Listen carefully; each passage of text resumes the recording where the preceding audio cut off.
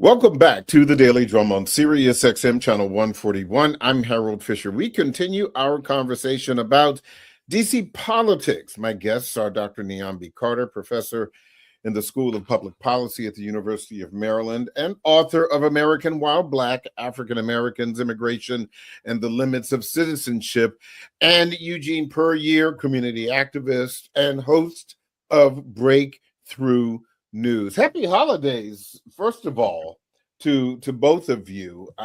This is just kind of part of our end of the year, holiday, Christmas, ho ho ho conversation. So look, let me start with, the most recent news, of course. DC's police chief, Pamela Smith, she did the walkout on Friday. There was, let's say, an extremely muscular speech where she used a very colorful metaphor to share her thoughts with the people who are behind these two federal reports accusing her and her senior staff of fudging the crime stats.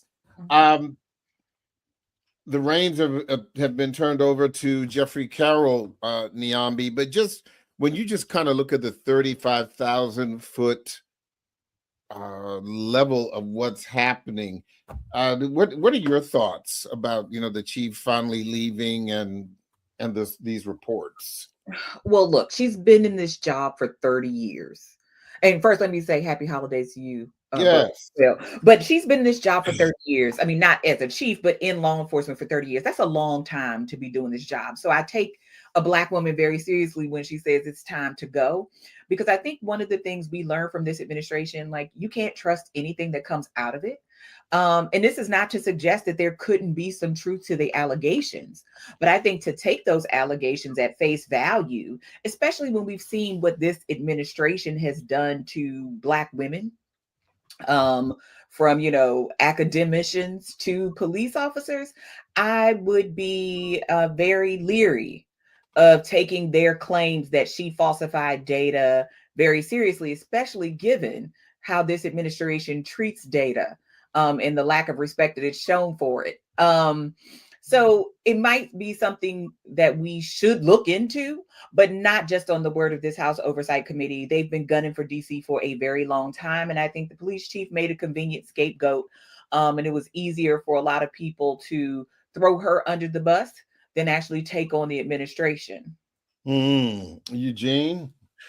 No, I think it's a good point. I mean, I think first and foremost, I wouldn't take anything from the House Oversight Committee. I mean, and this is, something that they've leveled against basically every city that the Trump administration has targeted. But I think we're dealing with a consistent and easily verifiable trend all across the country for 40 years of a significant drop in, quote unquote, crime since the early 90s, DC, New York, San Francisco, New Orleans, wherever we're talking about, we're seeing that there. And I think, though, to me, it speaks to what we were talking about last time I was on the show, Harold, that this was part of the problem with the Bowser administration and the MPD accepting the Trump administration framing, coming in saying we're going to be buddy-buddy, we're going to work together, we're going to stop crime in DC and all these things, thinking that somehow that might spare them the worst of what we've seen in other cities where the administrations have been pushing back more on the Trump administration. And some people said it was a federal thing, this, that, and the third. But I think we can see, like, at the end of the day, that the general points that were being made and that had been made prior to the federal intervention by Trump, by MPD, by the Bowser administration, that these types of policies, more police, tougher sentences, all these sorts of things, curfews, were actually going to bring more safety to the city. We're never bringing more safety to the city in the first place. And by acquiescing to it in the Trump situation, you put yourself in a place where you could then become the scapegoat, and they're able to say, oh, well, they were fudging the numbers. So if it didn't work out the way the White House said it was going to work out initially, it's not on us. It's on these people who have been bad for so long. So I think ultimately it's a cautionary tale to, I think, administrations around the country who are addressing these policies from the Trump administration, that you gain very little by essentially being in lockstep with their messaging about what happens and what actually can solve the issues of community violence and what you should be doing. What do you think, Eugene, about Jeffrey Carroll? He is the acting chief now. He's been with the department for 24, almost 25 years. From a media standpoint, I think a lot of us who have seen, watched, interacted with him, he's kind of a straight shooter, no muss, no fuss. But when you talk about politically, how do you think that this election is going to fare? I think it's going to be more of the same, especially with someone who's coming from a long multi-decade tenure inside of the MPD. I mean, going back to the Human Rights Watch report of 1998 about the MPD, I think raises serious questions about the internal culture over time. And I think that, from Kathy Lanier to different people, they've always made attempts to oftentimes find people who can be, from a PR perspective, better for MPD. But I think we've seen pretty consistently there's a significant lack of accountability internally in sort of MPD, especially when it comes to the issue of race, especially when it comes to the issues of racial profiling and the use of violence against younger Black people in DC, especially young Black males, in terms of various different policies and murders and things that have happened over the years. And there's always a pretty consistent, I think, sort of moving with wherever the federal government is going to be at as well. Now, of course, if the federal government is moving in a direction like it was, say, after 2020 in the election, because of what we saw with the huge mass protests, where there was more discourse and more conversation about what we need to do to secure our communities without just massively expanding the police and use of force,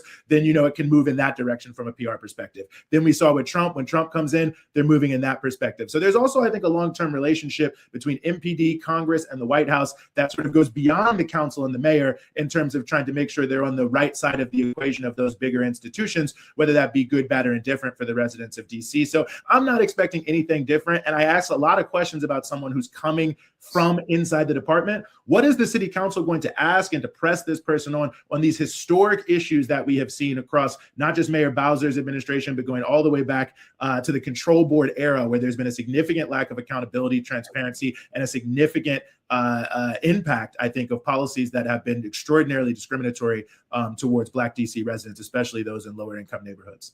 I want to move on to, so you mentioned the council, and I'll start with Dr. Carter.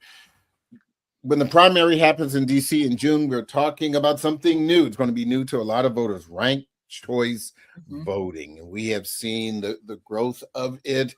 A lot of people, I mean, it certainly, passed as, as an initiative. And after a lot of, back and forth on the council, the council finally, approved it.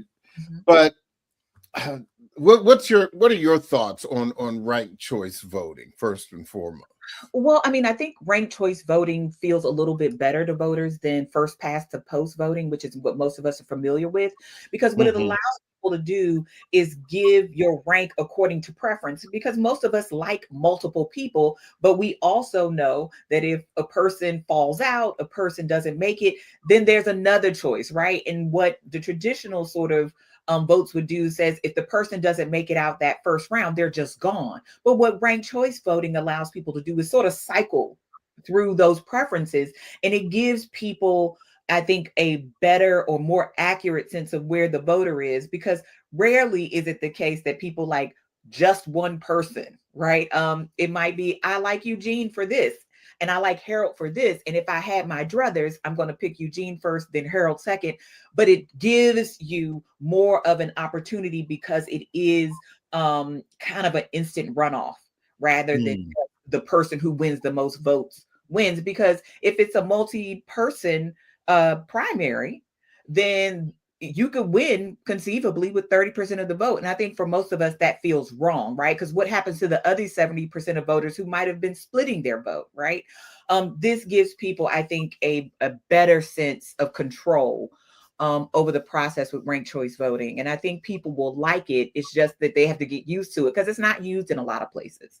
Yeah, was that golly, in that example, Eugene, it sounds like you took the voters to Ruth Chris and I took them to Applebee's because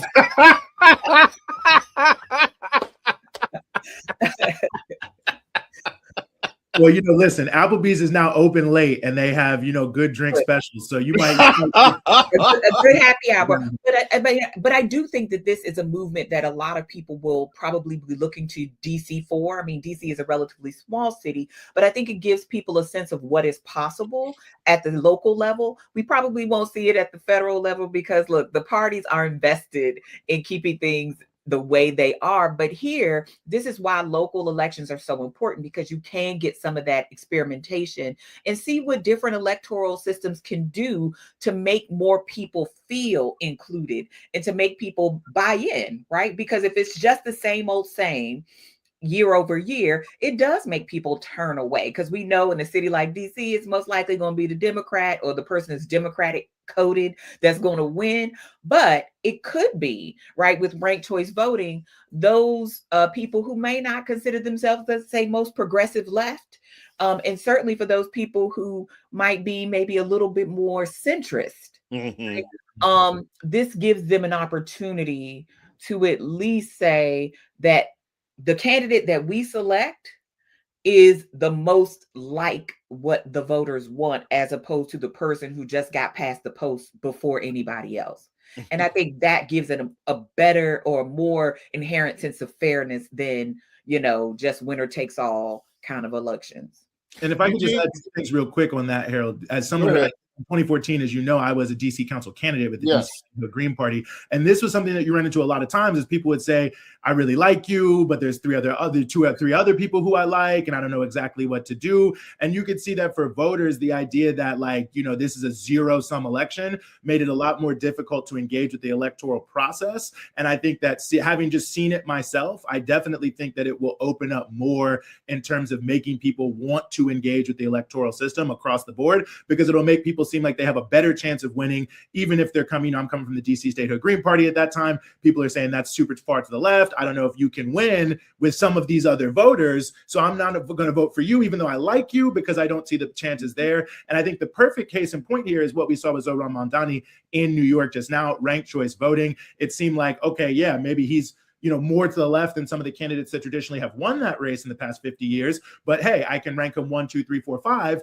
and he might have a chance. And so I might rank some other people. And then we saw that this race, which is a very low turnout race in New York, normally in the mayor, was the highest turnout that it's been in some time. A lot of new voters, a lot of new people registering, and it really increased the engagement. So I hope that is what will happen in Washington, D.C. as well, that it'll open up the space for more candidates, and that it'll also make more people come out and engage with the process. But Eugene, do you have any concern, as some members of the council have voiced, about the learning curve for ranked choice voting, who are used to the more traditional winner take all, and particularly for some of our seniors who have always been a voting bloc that you could depend on, no matter what party, no matter who they voted for. But if you're over 60 in the District of Columbia, you are voting.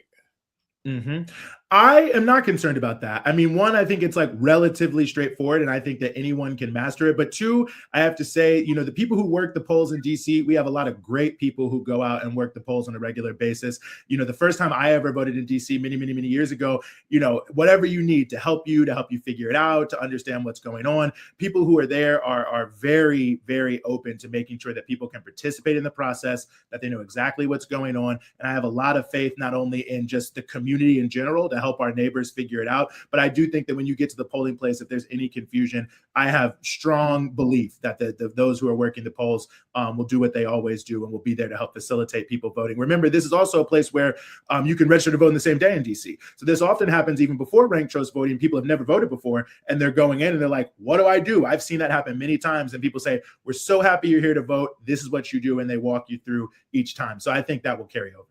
Let's talk about the change that is coming to the DC Council.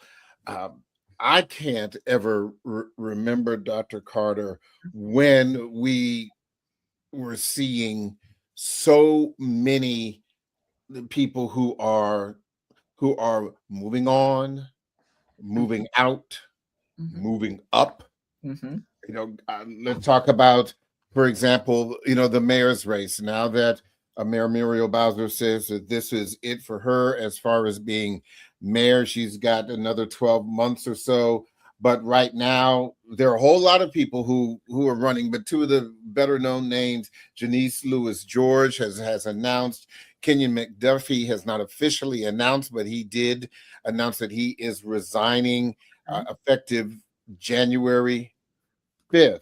So either way, there's going to be a new mayor in town in a year or so.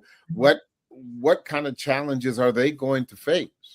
Well, look, I think whoever chooses to run is going to have to show how they're different from business as usual and how they're different from Muriel Bowser. I think Muriel Bowser has had a really kind of divided record, depending on who you ask and in what part of the city, because she's been really good for certain wards. But when you look at others, they have been neglected. And I think rightfully feel left behind. And when we talk about, and this is going to be on anybody's calendar, they're going to have to talk about affordability, right? The housing prices in DC, whether you're a buyer or a renter, are prohibitive. They're going to have to talk about development, its pace, where it happens, displacement, right? I mean, you have this move to bring the Redskins back to the city, and I know a lot of people like that idea. You mean the Commanders? Oh, goodness. I call them the Redskins. Right.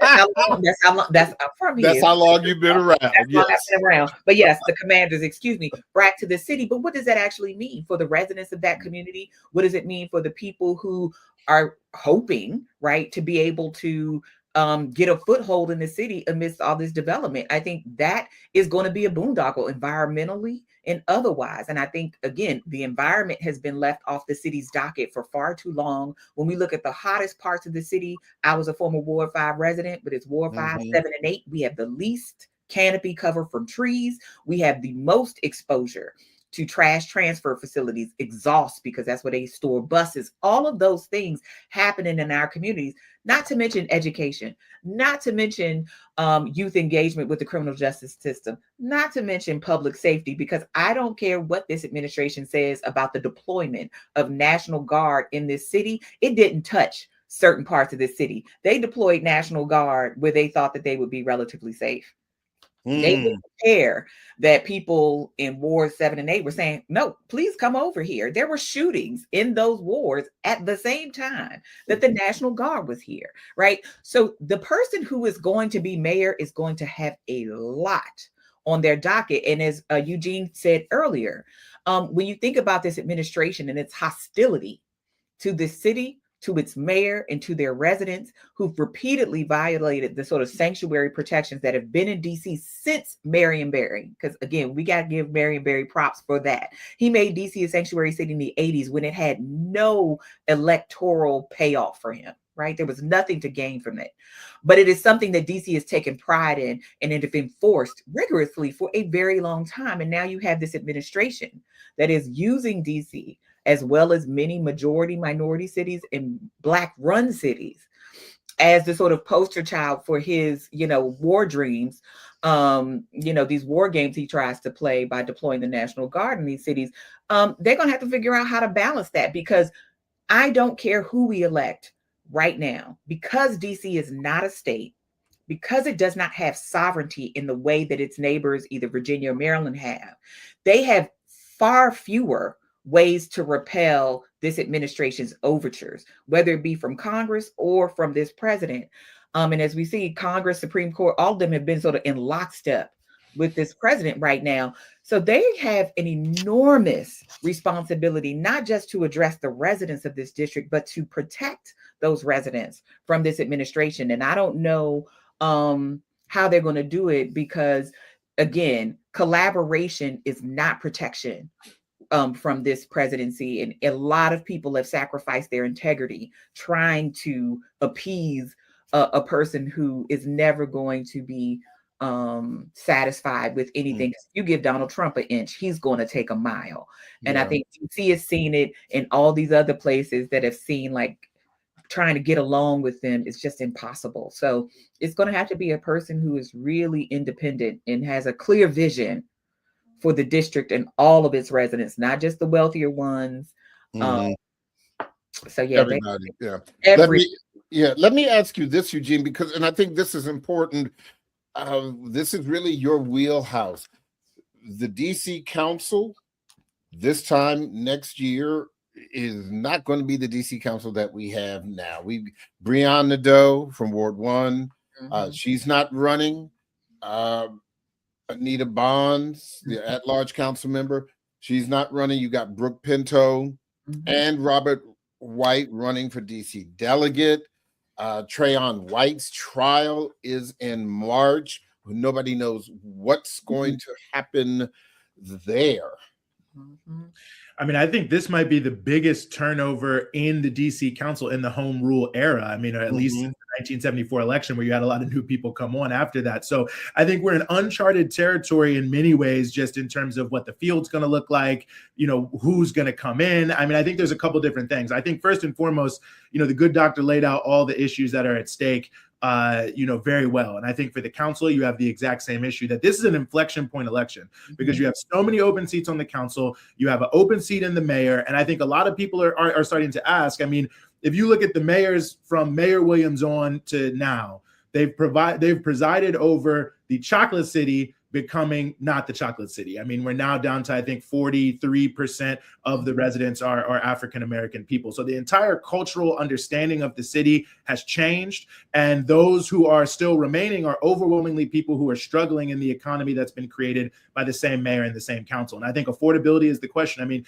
the top 5% of income earners in the district get $25 out of every $100 in income. The bottom 60% only get $23 out of every $100 in income. So the level of income inequality is huge. You've got 30.5% poverty, and that's primarily African-American people. And the council, I feel, has been really the most responsible for this in some ways. I mean, the mayors have driven agendas that I think have been the sort of tip of the spear of the what has led us to this situation. But at the end of the day, the council is always playing this game as I'm not as bad as the mayor. But going back to the Tax Revision Commission, the council has refused to address the issue of revenue correctly. And I think, quite frankly, there is an artificially low tax rate on the highest income earners inside the District of Columbia. They've refused to really use their oversight over contracts to look into how business is happening in the government. And they've essentially always said that they are the mayor light. So you look at Initiative 82. If you got 30.5% poverty, it's primarily African-American people, huge income inequality in the city. Why is it that we are actually then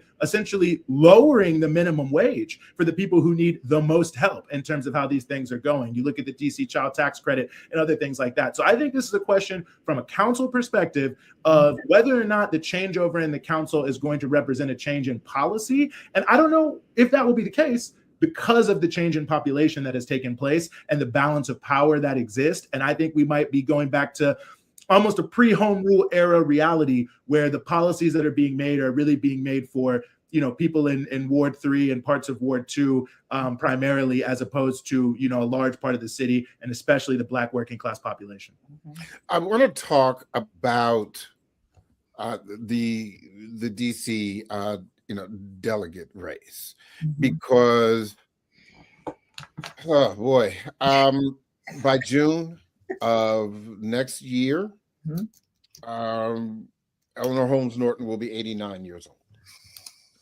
And there has been so much conversation, as I mentioned before, among others, Brooke Pinto, council member Brooke Pinto and Robert White are running for that seat. And there's always a question about the age, not just of Eleanor Holmes Norton, as beloved as she is, but just many members in the House and Senate for that matter.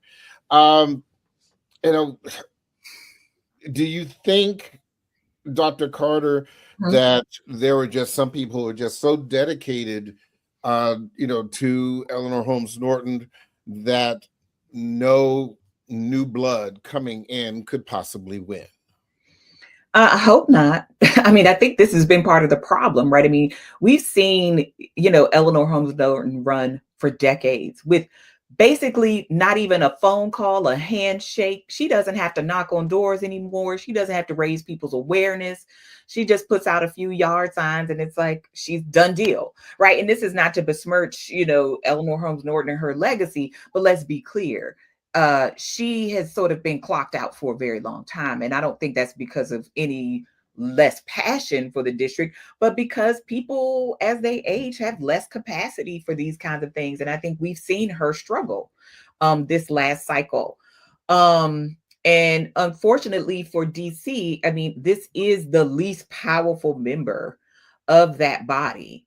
So in some respects, it's sort of like you're fighting for a job that doesn't really provide much, right? You don't have any vote on the floor. You're trying to get statehood for a Congress that has really not been invested in the district and its statehood in the district, and it's thriving. And so, I think there are a lot of people who are going to be intrigued because whether it has, actual power, it does have psychic power. Yeah. It does carry with it some recognition.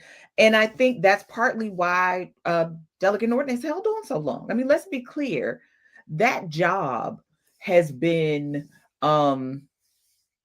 around, and she's been in it probably long as most of us in the district right now have been alive. And since the 80s. And it's like, what has it produced? What kind of campaigns has it produced? What are we left with other than this position that seems more than anything ceremonial? But it's nonetheless attractive because it does have that title and that sort of psychic power with it. But I do hope, if nothing else, we can get to a place where this seat is at least competitive, because I feel like everybody should always feel like their job is up for grabs. No one should be comfortable enough that they don't ever have to ask for your vote again and again. And I feel like that has happened in this position. I feel like that's happened with some city council positions where people don't even feel the need to be accountable to the citizens they're supposed to represent, because they know they're going to win. And DC is one of those cities we feel an incredible amount of loyalty to the people who've been in office and who've served us. But I don't know if it served us as citizens. Right. And so, no, like I said, again, no disrespect to Eleanor Holmes Norton, but I think it has been high time that she stepped aside. And I think the fact that you've not even seen a successor, right, be groomed, not to say that person should automatically have a win, but we've seen this time and time again with some of these sort of old school, more traditional politicians. They don't groom a successor because they don't plan on leaving. And that should concern all of us. Yeah, that, and I said back, since the 80s. I remember the campaign started in 89. She was elected in 1990. Real quick, I've got one minute left. Eugene, your favorite holiday anthem. What's your favorite Christmas song? Oh gosh, my favorite Christmas song. Oh Lord, I wasn't ready for this. I know you were. I don't really like Christmas music, so I guess I'll just reveal that I don't love Christmas music, and I'll just say very quickly: the job of DC delegate can only be relevant if it's connected to DC statehood, which is the lost promise of Reconstruction and what Black people have been fighting for in this country for years. And it can only be a relevant position if that person puts themselves in a place to put this on the national agenda, just like home rule was, and just like statehood has been for progressive people around this country, so that's no question if there's a change in national government that DC is going to get statehood. It's not about protecting the district and Congress. It's about being a cheerleader, if you will, for the district, but really a civil rights leader to remind people this is something that we've been fighting for since 1863 in this country, and that it was deliberately destroyed in 1874 when they closed down Reconstruction in DC. And we have to put it back in that mindset. It's not about DC. It's about civil rights for Black people in America. It's about freedom. It's about progressive politics that can really change things and make the world better. I'm going to give you a lump of coal for my question. Right. Dr. Carter, real quick, I've got 30 seconds. What is your holiday song? Silent Night by the Temptations, or Let It Snow by Brian McKnight, Boyz II Men, even though Brian McKnight is not a favorite. Yeah. Right. Yeah, here we go. I love my political people. I just love them. Look, Dr. Niambi Carter and Eugene Puryear, thank you both so much. Happy holidays to you. Be safe. Thank you. That is the Daily Drum for this Monday, December 22nd. I'm Harold Fisher.